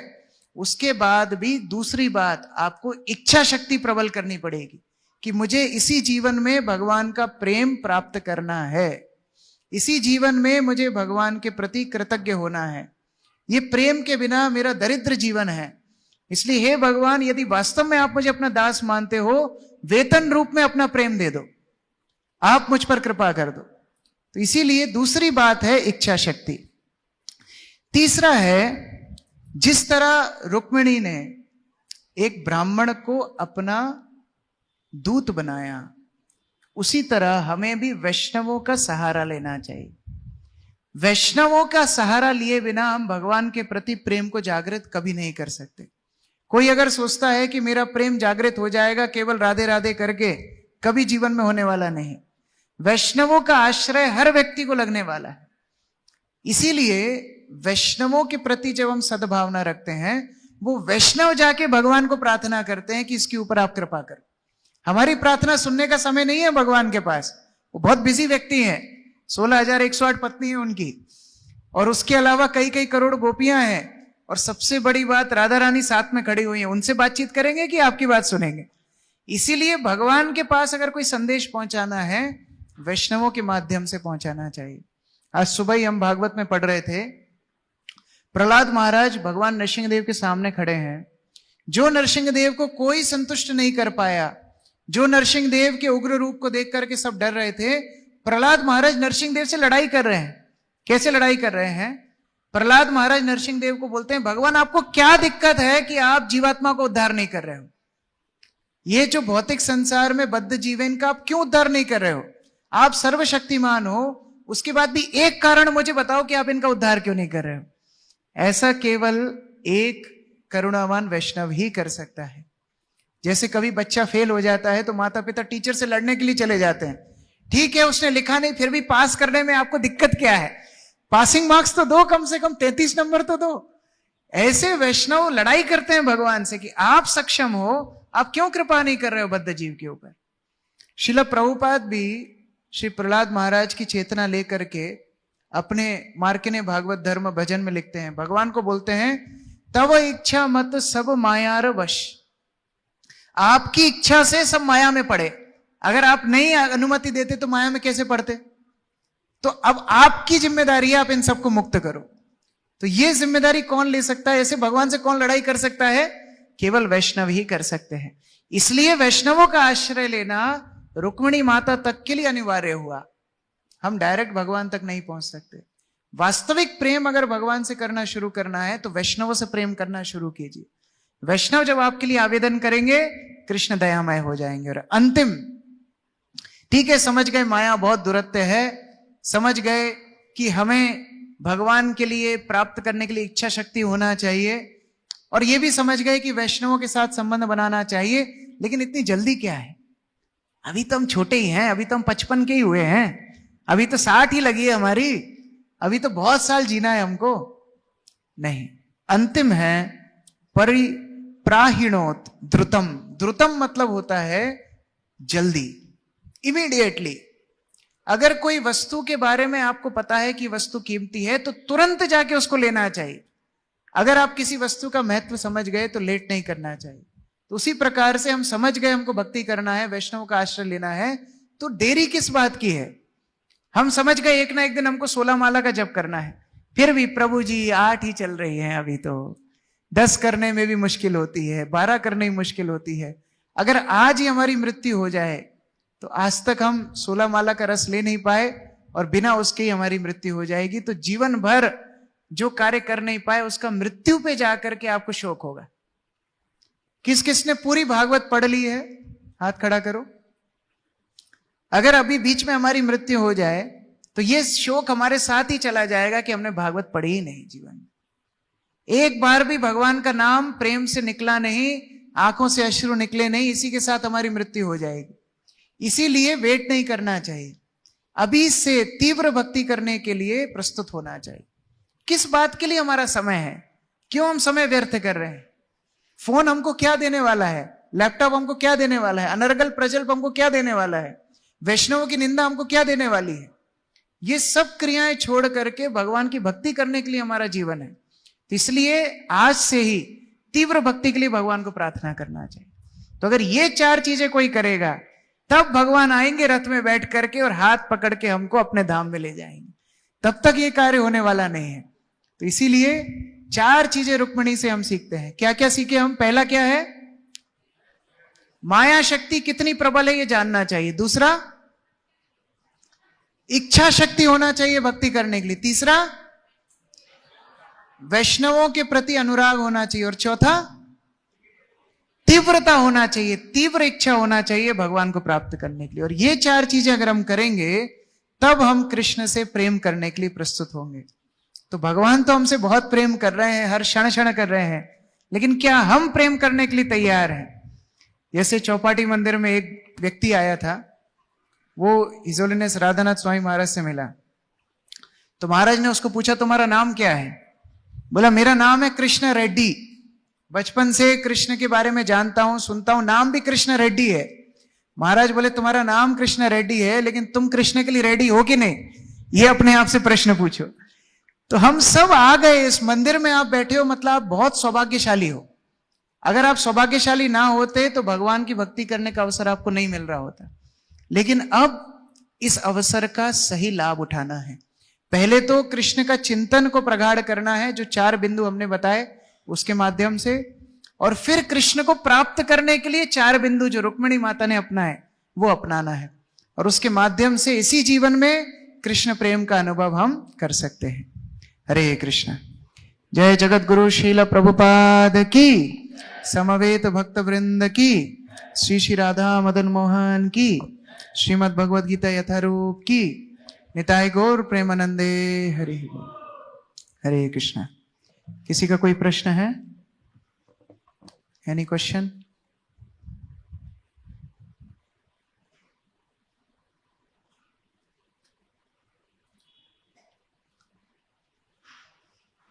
थैंक यू सो मच प्रभु जी। हरे कृष्णा, धन्यवाद प्रणाम प्रभु जी। भक्ति जीवन में भी और ये मटेरियल वर्ल्ड में भी टाइम मैनेजमेंट एक हमारे लिए बहुत इम्पोर्टेंट है। तो मैं आपसे रिक्वेस्ट करूंगा कि कुछ इस पे कभी क्योंकि मैं अपने स्टूडेंट्स को भी और खुद के लिए भी थोड़ा समय का इस्तेमाल हम लोग बहुत चतुर है। जिसमें हमारी रुचि होती है उसके लिए हम समय निकाल लेते हैं। उसके लिए किसी को सेमिनार नहीं देना पड़ता। किसी ने आज तक आपको सेमिनार दिया खाने के लिए कैसे समय निकालना चाहिए? किसी ने आज तक समय दिया कि सोने के लिए कैसे समय निकालना चाहिए? क्लास में ही बैठे बैठे सो लेते हैं हम तो। हमारी इतनी सिद्धि है, जब करते करते ही हम सो लेते हैं। तो जिस वस्तु के महत्व को हम जानते हैं उस वस्तु के लिए हम समय निकालते हैं। तो बहुत सारे सेमिनार हो सकते हैं टाइम मैनेजमेंट के ऊपर, लेकिन इसकी भित्ति है, इसकी फाउंडेशन है भक्ति के महत्व को समझना। अगर आप भक्ति के महत्व को समझेंगे तो अपने आप उसके लिए समय निकालेंगे। और इसका एक सरल उपाय है सुबह जल्दी उठना। रात में जल्दी सो करके जो लोग सुबह जल्दी उठेंगे, 4 बजे उठेंगे, वो लोग आराम से अपनी भक्ति कर सकते हैं। जब तक आपके परिवारजन उठेंगे, जब तक आपको फोन कॉल आना शुरू होंगे, आपकी 16 माला भागवत का पाठ सब समाप्त हो जाएगा। इसलिए सुबह जल्दी उठने का अभ्यास अगर आप रख पाएंगे तो आपका टाइम मैनेजमेंट अपने आप हो जाएगा। तो ये संक्षिप्त में मैंने बताया, आगे कभी विस्तार से चर्चा कर सकते हैं। और कोई प्रश्न है? पीछे यहां प्रश्न है। अच्छा ठीक है यार। हरे कृष्णा प्रभु, धन्यवाद प्रणाम। प्रभु, हम लोग 10th चैप्टर पढ़ रहे हैं जिसमें हम लोग कृष्ण के ऑपुलेंस के बारे में समझ रहे हैं। वी अंडरस्टैंड कि किस तरीके से वो हमसे बहुत प्रेम करते हैं। पर कई बार ऐसी परिस्थिति आ जाती है कि हम समझ रहे हैं कि कृष्ण हमसे प्रेम करते हैं, लेकिन जैसे कृष्ण कोई चीज़ हमको प्रेजेंट करते हैं और फिर हमको लगता है कि हमको ये मिलने वाली है, पर इससे पहले कि वो हमें मिलती है वो हमसे चली जाती है। तो इफ़ कृष्ण हमसे इतने प्रेम करते हैं, if he loves us so much, तो फिर ऐसा क्यों होता है कि वो हमें चीज़ें प्रेजेंट करते हैं पर वो मिलती नहीं और वो मिलने से पहले ही चली जाती है? मान लीजिए कोई माता पिता ने बच्चे को एक वीडियो गेम लेकर के दिया, बच्चे का रिजल्ट बहुत अच्छा आया और वो रिजल्ट देख करके माता पिता ने वीडियो गेम दिया। लेकिन बच्चा वीडियो गेम इतना खेलने लगा कि अगले एग्जाम में फेल हो गया। तो माता पिता क्या करेंगे? माता पिता उस वीडियो गेम को वापस ले लेंगे। उसी तरह भगवान करते हैं।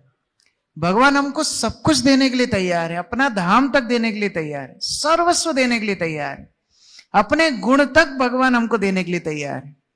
रामायण में उल्लेख आता है, जब भरत भगवान राम को मिलने के लिए चित्रकूट जा रहे होते हैं तो भगवान राम के रथ को ले जाते हैं और रथ के घोड़ों को जैसे ही भरत स्पर्श करते हैं तो घोड़े आनंद में नाचने लगते हैं। क्यों? क्योंकि घोड़ों को लगता है कि भगवान राम ने उनको स्पर्श किया। तो महर्षि वाल्मीकि बोलते हैं ऐसा क्यों हुआ? क्योंकि भरत महाराज के अंदर भगवान राम के सारे गुण आ गए थे। तो भक्ति इतना श्रेष्ठ व्यक्ति को बना देती है कि भगवान अपने सारे गुण भी भक्त को दे देते हैं। लेकिन अगर उसका दुरुपयोग भक्त करने लगेगा तो भगवान उसको वापस ले लेंगे। तो स्वतंत्रता उसको दी जाती है जो स्वतंत्रता का सही इस्तेमाल करे। तो अगर आपके जीवन में भगवान ने कुछ दिया और वापस ले लिया, इसका अर्थ था आपने उसका ठीक से इस्तेमाल नहीं किया, आपने उसका ठीक से मूल्यांकन नहीं कर पाए। इसलिए हमेशा कृतज्ञ रहना है। वो बच्चे के साथ माता पिता का वीडियो गेम छीनना, वो भी बच्चे के ऊपर कृपा है क्योंकि उसका अगला एग्जाम अच्छा हो। तो ये विश्वास हमको होना चाहिए कि भगवान हमारे जीवन में जो कुछ कर रहे हैं हमारे भले के लिए ही कर रहे हैं। और कोई प्रश्न? या पीछे प्रश्न है। हरे कृष्णा प्रभु जी, मेरा 2 सवाल है प्रभु जी। एक पहले आध्यात्मिक ये है कि आत्म साक्षात्कार और भगवत साक्षात्कार में क्या अंतर है, और दूसरा प्रश्न सांसारिकता है प्रभु जी कि मैं एक माला ये तुलसी पहना हुआ हूँ, तो कुछ मित्र कहते हैं कि प्याज लहसुन खा सकते हो एक माला में, कोई 2 पहनोगे तो नहीं खा सकते। ठीक है, बहुत अच्छे प्रश्न है दोनों। पहला प्रश्न है आत्म साक्षात्कार और भगवत साक्षात्कार में क्या अंतर है। पहले तो इनकी परिभाषा समझ ली जाए। आत्म साक्षात्कार मतलब खुद की पहचान, खुद को जानना आत्म साक्षात्कार है। और भगवत साक्षात्कार मतलब भगवान की पहचान, भगवान कौन है। लेकिन ये दोनों अलग अलग नहीं हैं, दोनों एक साथ ही होते हैं। जैसे मानो किसी व्यक्ति को अपना चेहरा आईने में देखना है। आप सब अभी मटक मटक के तैयार होके आए होगे आईने के सामने। तो जब आईने में आपको अपने आप को देखना है तो दो चीजों की आवश्यकता है, एक आपकी आंखें और एक प्रकाश। अगर प्रकाश है रूम में लेकिन आंखें बंद कर रखी है तो आप नहीं देख सकते, और आंखें आपने खोल रखी है लेकिन कमरे में प्रकाश नहीं, अंधेरा है, तो भी आप अपने आप के प्रतिबिंब को नहीं देख सकते। उसी प्रकार से अपने आप को जाने बिना आप भगवान को नहीं जान सकते, और अगर आप भगवान को जानते हो तो अपने आप को अपने आप जान जाते हो। ये आत्म साक्षात्कार है प्रकाश के समान, सॉरी, आत्म साक्षात्कार है अपनी आंखों से अपने प्रतिबिंब को देखने के समान, और भगवत साक्षात्कार है प्रकाश के समान। तो हम जब भगवान के भक्तों के आश्रय में आते हैं, भगवत गीता जैसे ग्रंथ सुनते हैं, तो दोनों सीख हमको मिलती है। एक, हम कौन है, हम जीवात्मा हैं, भगवान के दास हैं, और भगवान कौन है, भगवान पूर्ण पुरुषोत्तम भगवान कृष्ण है। तो ये दोनों एक साथ, ये दो पटरियां हैं जिनके पटरी पर हमारी भक्ति की रेलगाड़ी चलती है, तो दोनों एक साथ चलते हैं।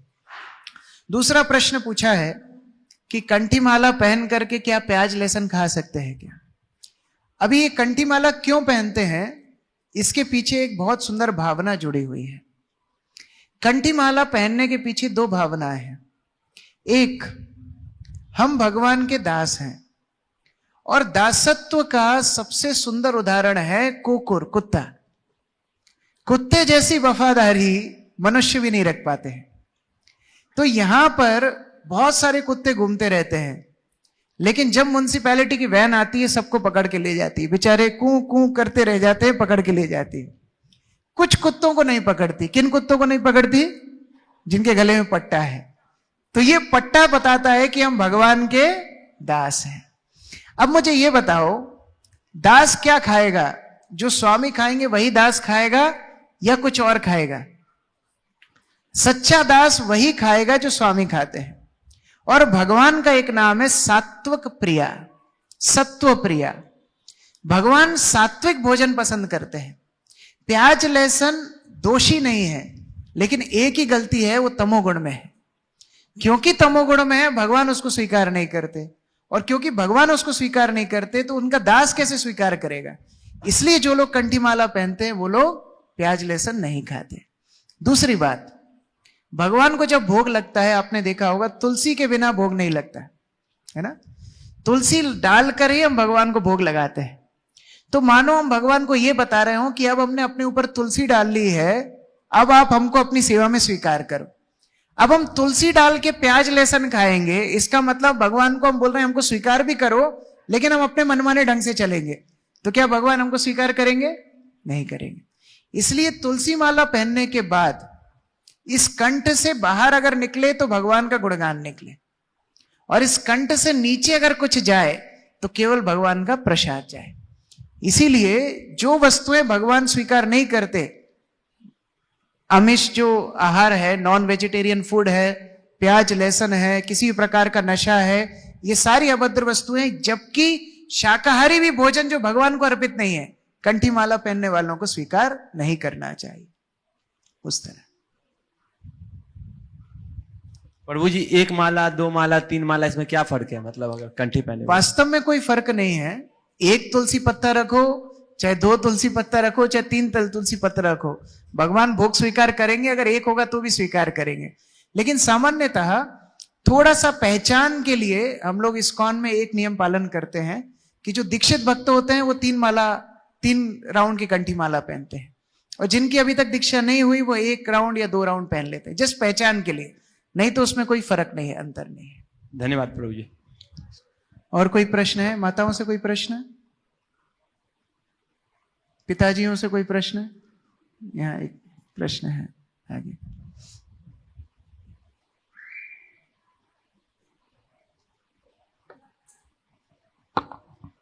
हरे कृष्ण प्रभु जी, धन्यवाद प्रणाम। प्रभु जी, जैसे भौतिक जीवन में जैसे जो शारीरिक कष्ट आते हैं उसमें से भगवान का स्मरण नहीं हो पाता प्रभु जी, तो उसको कैसे क्या करें? दोबारा बोलिए, पास में माइक रखिए। हाँ। प्रभु जी जैसे भौतिक जीवन में जैसे जो शारीरिक कष्ट आते हैं, जैसे कुछ भी पेट दर्द वगैरह कुछ भी, तो उसमें प्रभु जी स्मरण नहीं हो पाता है, माला नहीं हो पाती, तो अभी सोचिए कि अगर छोटे मोटे पेट दर्द में भगवान का स्मरण नहीं हो पा रहा है, तो मृत्यु के समय भगवान का स्मरण कैसे होगा? मृत्यु के समय जब कफ वात पित्त हमारे शरीर को स्थगित कर देंगे, कंठ अवरुद्ध हो जाएगा, कई कई शारीरिक व्याधियां दर्द इत्यादि होंगे, तो भगवान का स्मरण कैसे होगा? तो हमें अभ्यास करना चाहिए। जब स्वस्थ हो, तंदुरुस्त हो, अगर तब अभ्यास कर लोगे तो व्याधि के समय भी भगवान का स्मरण होगा।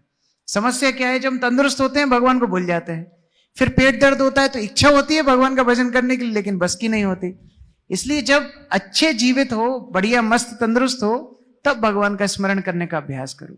जब प्रतिकूल परिस्थिति आएगी फिर भगवान का अभ्यास होगा स्मरण करने का।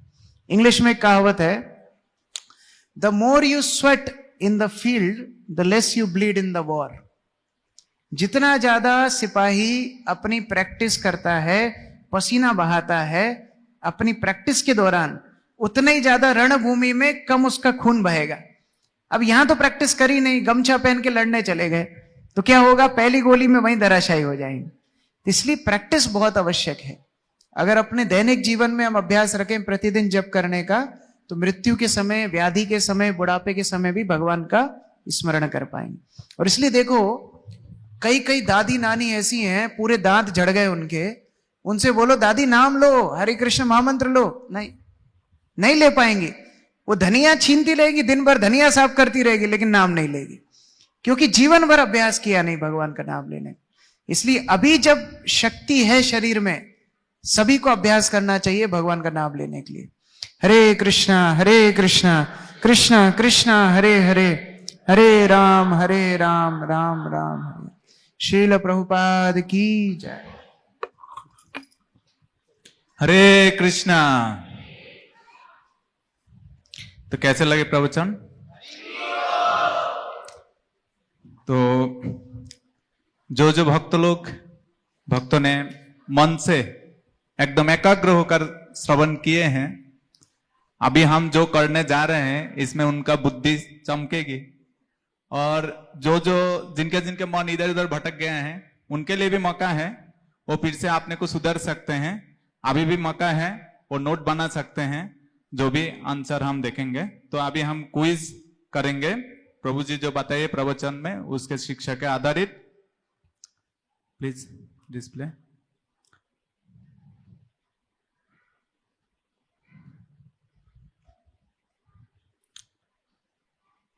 आज के श्लोक के अनुसार माया क्या है?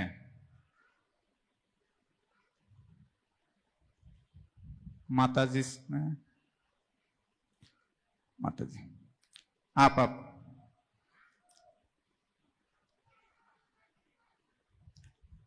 हरे कृष्ण। जो वास्तव में नहीं है। ठीक बताइए माता जी ने। ओके, सब बोल रहे ठीक है, तो आइए हरि बोल। कुछ है क्या?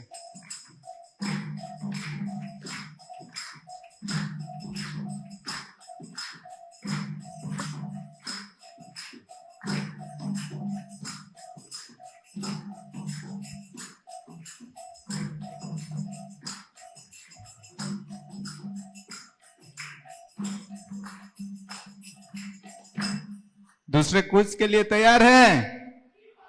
हरि बोल। वैष्णव का कर्तव्य क्या है? प्रभु जी आप बताइए। प्रभु जी। यस, आप। भगवान हरि बोल। स्पेशली भक्तों को याद दिलाते हैं और धीरे धीरे जुड़ते हैं। आइए।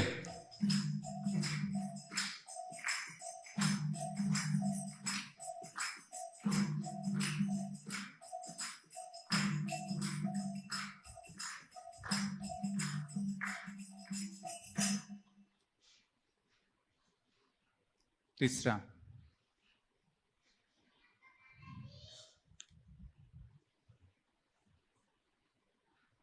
हम अधर्मशीलस्य कैसे बने,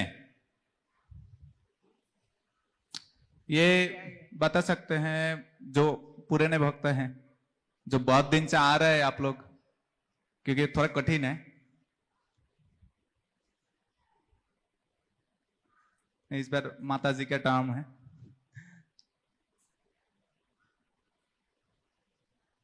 अर्चना माता जी होते हैं।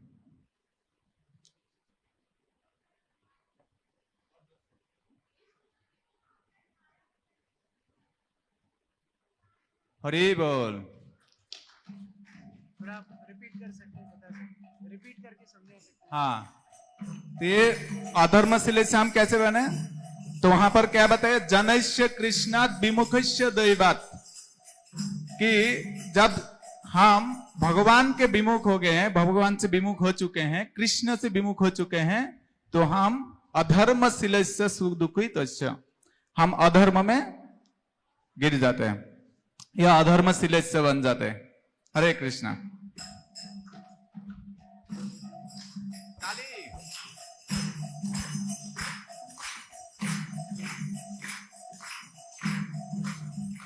इतना तो बनता है, जो इतना ध्यान पूर्वक सुना है, नोट बनाया है और क्विज का आंसर भी दे रहे हैं, तो उनको तो प्रोत्साहन देना चाहिए।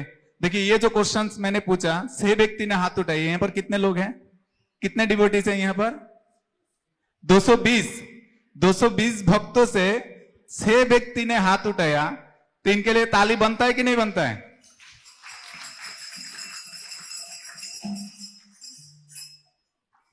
चौथा क्वेश्चन, हमने माता के गर्भ में भगवान से क्या वादा किया था और बाद में उस वादे को पूरे करने में हमारी मदद कौन करता है?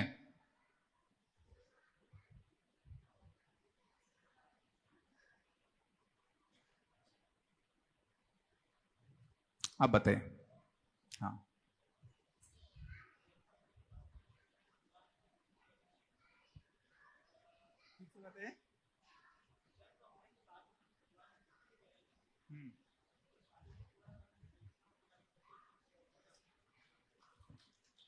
ठीक बताया? हाँ, लग रहा है ठीक नहीं बताया होगा। बताया क्या ठीक? तो हरि बोल जोर से बताइए, हरि बोल।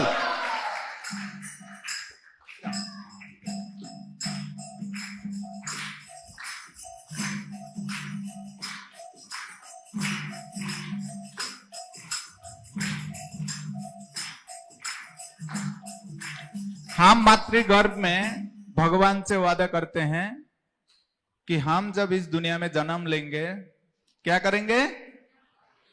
भगवान की भक्ति करेंगे। और इधर आके क्या करते हैं? हम वादा को पूरा करते हैं? नहीं, भूल जाते हैं। और इसलिए महान वैष्णव ने क्या करते हैं, ये इस्कन जैसा संस्था बनाई है, श्रील प्रभुपाद जी ने, महान वैष्णव है, जो बार बार हमें याद दिला रहे हैं कि हमने क्या वादा किया था मातृगर्भ में।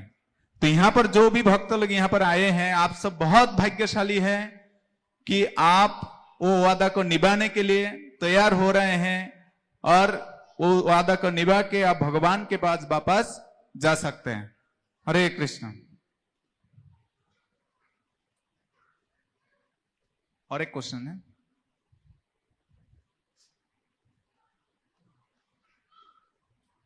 हरे कृष्णा। तो लास्ट क्वेश्चन, वे 4 तरीके क्या हैं जिनके माध्यम से हम भगवान को देख सकते हैं? माता जी बताएं।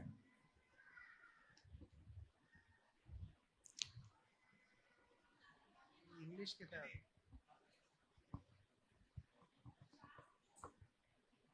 हाँ, मतलब पूरा लाइन बताने का प्रयास करें, खाली शास्त्र बोलने से नहीं चलेगा।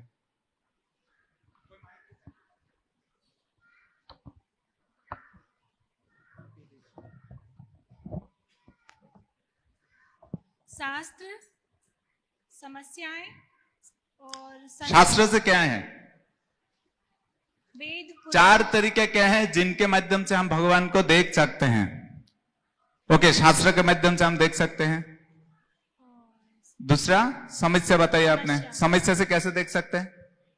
क्योंकि दुख में ही इंसान भगवान को याद करता है ज्यादा अच्छे से। ओके ओके, मान लिया। तीसरा संगति, वैष्णवों की और गुरुओं की संगति, वैष्णव और गुरुओं की संगति। ओके, और प्रकृति के माध्यम से, प्रकृति के माध्यम से कैसे? सृष्टि में जो जीव चराचर अचर जो है उनकी। ओके, तो पहला है शास्त्र के माध्यम से हम भगवान को देख सकते हैं। दूसरा है जब हम समस्या में पड़ते हैं तो क्या करना चाहिए? भगवान की याद करना चाहिए या भगवान को देखने का प्रयास करना चाहिए। भगवान को देखने का मतलब है कि जब किसी के माध्यम से हमारे जीवन में समस्या आता है तो हम उनके ऊपर दोष आरोपण ना करते हुए क्या देखना चाहिए? ये हमारे कर्मों का माध्यम से कर्म के जो फल है वो भगवान हमें दे रहे हैं और उस प्रकार हमें देखना चाहिए। तीसरा है, क्या बताइए आपने? तीसरा गुरु वैष्णव। ओके, और प्रकृति के माध्यम से हमको देखना चाहिए। हरि बोल। थैंक यू सो मच, आपने बहुत अच्छे से इसका आंसर दिया। तो आइए प्रभु जी के हाथ से आप गिफ्ट को स्वीकार करें।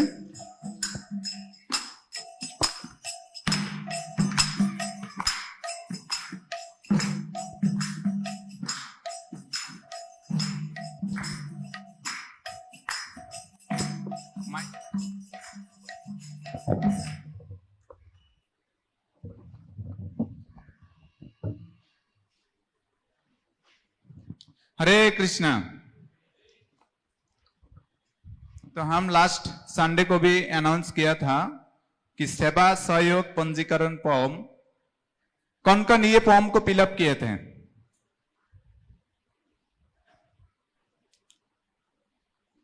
बहुत कम ही लोग फिलअप किए थे। ऑनलाइन या ऑफलाइन? बहुत कम लोग किए थे। तो मैं प्रभु जी से रिक्वेस्ट करूंगा इसके बारे में थोड़ा प्रभु जी बताएंगे और क्यों ये जरूरी है, क्यों हमें ये फॉर्म को फिलअप करना चाहिए। हरे कृष्ण। तो सभी लोग भगवान से जुड़ना चाहते हैं, मंदिर से जुड़ना चाहते हैं, लेकिन उसका मार्ग है सेवा के माध्यम से। तो हम लोग चाहते हैं कि आप लोग भी भगवान की सेवा करें। श्री श्रीमद् भक्ति चारू स्वामी गुरु महाराज ने हमारे विभाग का नाम दिया सर्व कृष्णा योर सेल्फ। आप भी ठाकुर जी की सेवा स्वयं कर सकते हो और इसी के लिए हमने ये फॉर्म बनाया है। तो ये फॉर्म में बहुत सारी सेवाओं के विकल्प हैं। आप इस फॉर्म में टिक कर सकते हो कि कौन कौन सी सेवाएं आप करना चाहते हो। इसमें छोटी सी सेवा से लेके बड़ी सी बड़ी सेवा के बारे में बताया गया है। तो कृपया अभी प्रोग्राम के बाद बाहर स्टॉल पे आप ये फॉर्म ले सकते हैं। हिंदी इंग्लिश दोनों में है, जो जिस भाषा में कंफर्टेबल हो आप इस फॉर्म को भरिए।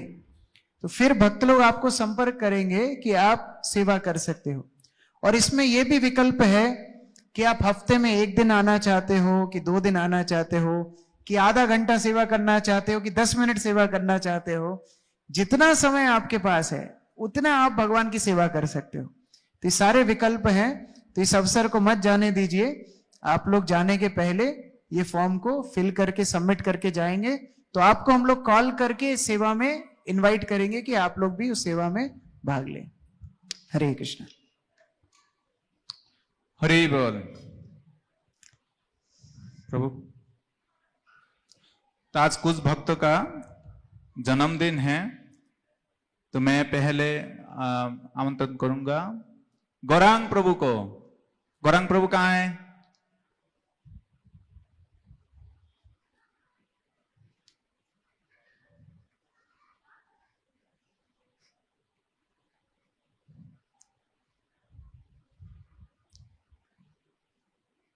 गौरांग प्रभु हैं, माताजी भी आ सकते हैं। बसंत प्रभु के सुपुत्र हैं। तो देखिए वैष्णव सदाचार किसको कहते हैं, मतलब आके एक वैष्णव को प्रणाम करना चाहिए। अभी मैं गौरांग प्रभु से कुछ सुनना चाहूंगा। गौरांग प्रभु, आप कुछ सुनाओ। नमो विष्णुपादाय कृष्णपृष्ठाय भूतले श्रीमते भक्ति वेदांतक स्वामिति नामने नमस्ते सरस्वती देवे गौरवाण प्रचालिने निवाड़ी पास अस्ते ताली ने। Thank you so much. यहाँ पर जितने भक्त हैं, किन किन भक्तों को शिल प्रभुपाद के प्रणाम मंत्र याद है? बहुत कम भक्तों को पता है। देखिए, जो जिनके कृपा से हम भगवान के तरफ जाने का प्रयास कर रहे हैं, एटलीस्ट उनके प्रणाम मंत्र हम सबको याद होना चाहिए। तो मैं सबको रिक्वेस्ट करूंगा कि शिल प्रभुपाद के जो ये प्रणाम मंत्र, ये आप सब याद करें, और यही हमारा प्रेरणा है। जैसे गौरांग प्रभु अभी कितने साल का हो गए? 4th ईयर में, मतलब कंप्लीट हो चुका है ना, 4th ईयर कंप्लीट हो चुके हैं। और भी श्लोक याद है उनको, मैं खाली एक ही श्लोक उनको ये दिया। तो जन्मदिन में हम सब भगवान से प्रार्थना करते हैं।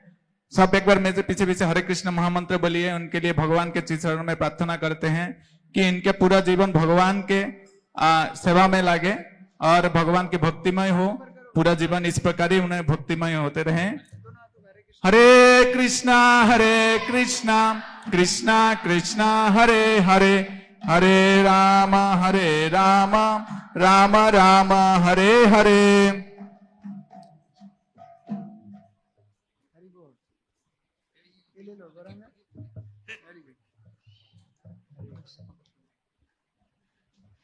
दूसरा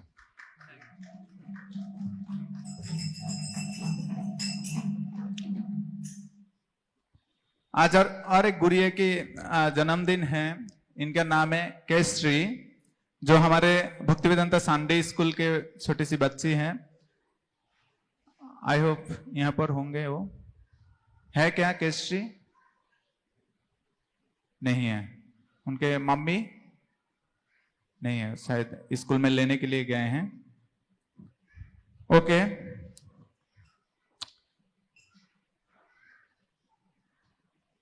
तीसरा, हाँ, आज और भी 2 भक्त का जन्मदिन है। तो इसमें ये है माधवी, जो है हमारे अरविंद यादव प्रभु और अर्चना कुमारी माता जी की सुपुत्री हैं।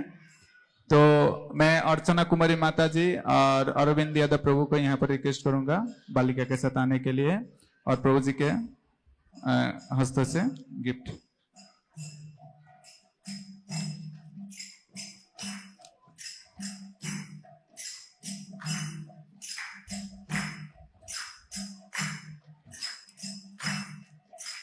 हरे कृष्णा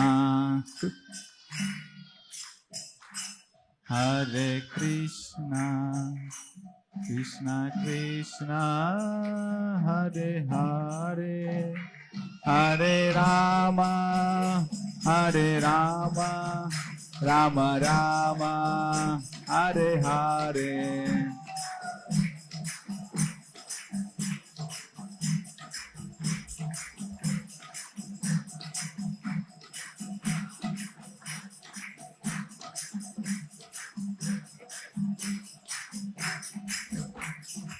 तो प्रभु जी और माता जी बहुत अच्छे से भक्ति कर रहे हैं। भक्तों की सेवा में, भगवान की सेवा में पूरी तरह से संलग्न है। प्रभु जी तुलसी आरती और भी अलग अलग सेवा में है, माता जी भी है। तो लास्ट श्रेया माता जी का जन्मदिन है, जो हमारे जितेंद्र प्रजापति प्रभु के सुपुत्री हैं, उनका जन्मदिन है। मैं उनको भी रिक्वेस्ट करूंगा इधर आने के लिए।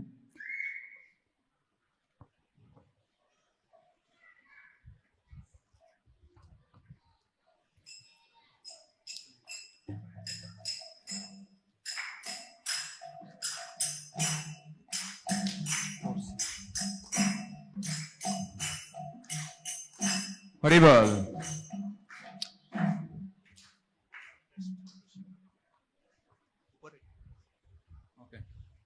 हरे कृष्णा। तो यहाँ पर पोस्टर में क्या दिखाई दे रहा है डिस्प्ले में? गीता संदेश कोर्स। किसने किसने किया है इसको रजिस्ट्रेशन? रजिस्ट्रेशन किसने किसने कंप्लीट कर चुके हैं? आप किए हैं? रजिस्ट्रेशन किए हैं? ओके, 2-3 लोग। आज आखिरी डेट है इसका रजिस्ट्रेशन करने का। ये बहुत ही महत्वपूर्ण कोर्स है। यहाँ पर बहुत भक्त होंगे जो भगवत गीता को बहुत अच्छे से समझना चाहते हैं, पढ़ना चाहते हैं। तो इसके एकदम बेसिक कोर्स है, मैं कौन हूं, जीवन का लक्ष्य क्या है, शांति का सूत्र क्या है, अच्छे लोगों के साथ बुरा क्यों होता है, क्या भगवान का अस्तित्व है, भगवान और देवता में अंतर क्या है, सर्वोत्तम उपकार क्या है, और भी बहुत सारी चीजें हैं। इसमें कुछ विशेष क्वेश्चंस को रखा गया है। तो ये कोर्स में यदि आप भाग लेना चाहते हैं और भगवत गीता को और अच्छे से समझना चाहते हैं तो आज ही आखिरी डेट है, अगले संडे से ये कोर्स चालू हो जाएगा। सुबह 10 बजे से लेकर 12 बजे तक ये कोर्स रहेगा। तो आज ही रजिस्ट्रेशन करिए। रजिस्ट्रेशन के लिए आप हमारे एस्टल में, वहां पर भक्त लोग रहेंगे, वहां पर जाके आप रजिस्ट्रेशन कर सकते हैं। हरे कृष्णा। लास्ट 11 मई को क्या है? नरसिंह चतुर्दशी महामहोत्सव की। तो उस दिन भगवान नरसिंह देव का आविर्भाव तिथि है और उसी उपलक्ष्य में यहाँ पर बहुत सारे भक्तों का समागम होने वाले हैं।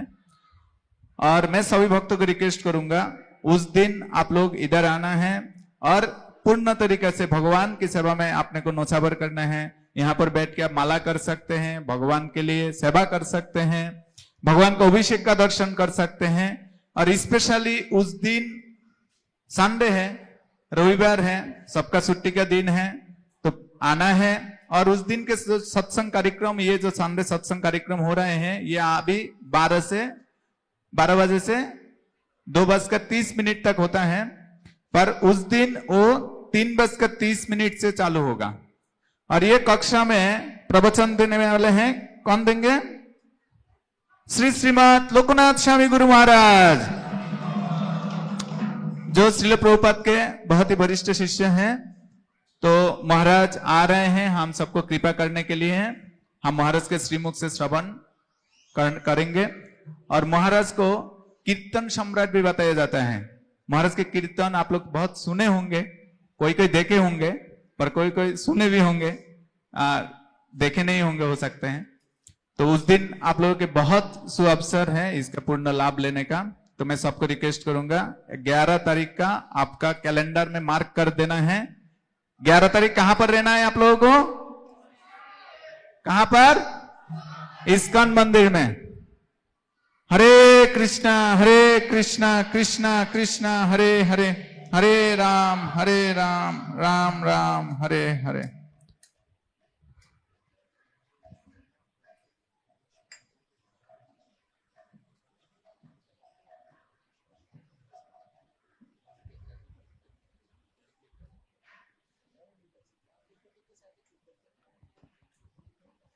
हरे कृष्णा। अभी जाना नहीं है, बैठना है। पहले हम केक कटिंग करेंगे। प्रभु केक ले आइए सब। प्रभु कोई वैशासन को थोड़ा पीछे कर दीजिए। तो प्रभु जी को, हिज ग्रेस कृष्ण किशोर प्रभु जी को